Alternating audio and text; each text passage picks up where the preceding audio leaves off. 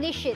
तर आणखी एक महत्त्वाची ब्रेकिंग बातमी आपल्या समोर येते. आमची 2 विमानं पाडली, पाकिस्तानी सैन्यानं कबूल केलेलं आहे. पाकिस्तानी सैन्याची कबुली आपण बघतो. या क्षणाची महत्त्वाची ब्रेकिंग बातमी. भारतानं आमची 2 विमानं पाडली अशी कबुली आता पाकिस्ताननं केलेली आहे. तर पाकिस्तानच्या वतीनं अनेक कुरापती सुरू आहे. मात्र भारत करारा जवाब चोख प्रत्युत्तर पाकिस्तानला देत आहे आणि आता थेट पाकिस्तानी सैन्यानं कबूल केलंय की त्यांची 2 विमानं पाडण्यात आलेली आहे. धर्मशाळेत खरं तर IPLची मॅच आता थांबवण्यात आलेली आहे. जे काही परिस्थिती आता निर्माण झालेली आहे, धर्मशाळेत सुरू असलेली IPL मॅच थांबवण्यात आली. या क्षणाची महत्त्वाची ब्रेकिंग बातमी. धर्मशाळेतील IPLचा सामना रद्द करण्यात आलाय. पंजाब विरुद्ध दिल्ली असा हा सामना होणार होता, मात्र हा सामना रद्द करण्यात आलाय. या संदर्भात अधिक सविस्तर माहिती जाणून घेऊयात. आमचे प्रतिनिधी अविनाश देगसकर आपल्यासोबत जोडले गेलेले आहेत. अविनाश, धर्मशाळेत सुरू असलेली IPLची मॅच रद्द करण्यात आलेली आहे, काय सविस्तर माहिती आहे?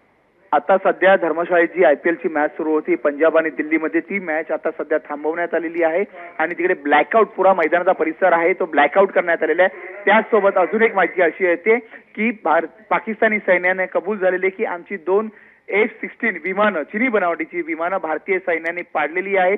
भारतीय सैन्याची ही यशस्वी कारवाई अशी म्हणता येईल की 8 मिसाईल आताच्या थोड्या वेळापूर्वी पाडल्यानंतर ही 2 F-16ची विमानं पाडलेली आहेत.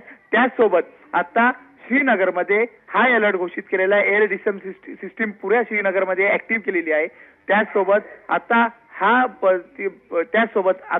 भारतीय सैन्य कशा प्रकारे त्याला उत्तर देते ते आता पाहावं लागेल. निश्चित. जर आपण पाहिलं तर पाकिस्तानी सैन्यानं कबूल केलंय की त्यांचे 2 विमानं पाडण्यात आलेले आहेत. भारत त्यांचे अनेक ड्रोन देखील पाडतोय.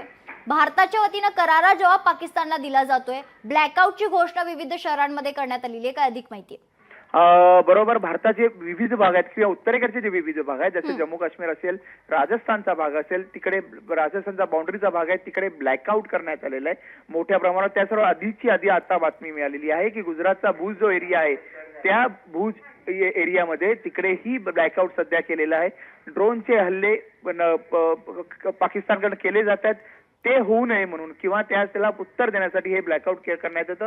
आताच्या सध्याच्या परिस्थितीमध्ये भारताने श्रीनगरचा भाग असेल किंवा जम्मू काश्मीरचा भाग असेल तिकडे एअर डिफेन्स सिस्टीम सक्रिय केलेली आहे. तसंच राजस्थान आणि गुजरातचा जो भाग आहे तिकडेही आता सध्या एअर डिफेन्स सिस्टीम ही ऍक्टिव्ह केलेली आहे. लोकशाही मराठी ऐका, पहा, जागरूक रहा.